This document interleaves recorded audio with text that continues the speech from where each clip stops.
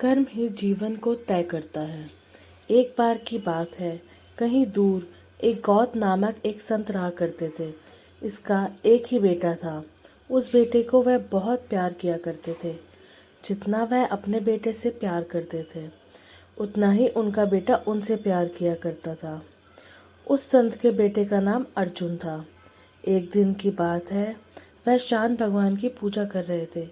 तभी उन्हें पता चला कि उनका बेटा अब इस दुनिया में नहीं रहा। यह सुनकर संत के चेहरे पर हल्की सी उदासी दिखी। फिर से वह सामान्य हो गए। लड़के का शव आया। तभी संत के पास एक शिकारी आया। शिकारी कहने लगा, महाराज, आपके बेटे की मृत्यु का कारण यह सांप है। इस सांप ने ही आपके बेटे को काट कर मौत के घाट उतार दिया।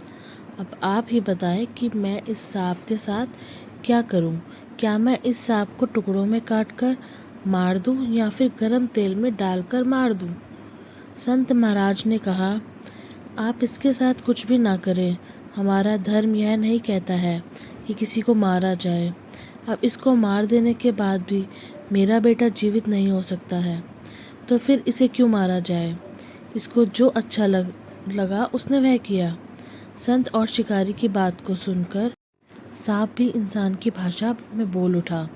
सांप ने कहा, महाराज, आपके बेटे के मौत का कारण मैं नहीं हूँ, बल्कि मृत्यु के देवता ने ही मुझे बढ़ावा दिया था कि मैं आपके बेटे को डस लूँ, और मैंने आपके बेटे को डस लिया। अभी इसकी बात हो ही रही थी, तभी मृत्यु देवता भी वहाँ आ गया। मृत्यु देवता ने कहा, किसी के मौत का कारण मैं नहीं होता हूँ। आपके बेटे के मौत का कारण भी मैं नहीं हूँ। मुझे तो काल ने आदेश दिया कि आपके बेटे की जान लिया जाए, इसलिए ही मैं सांप को डसने के लिए बढ़ावा दिया।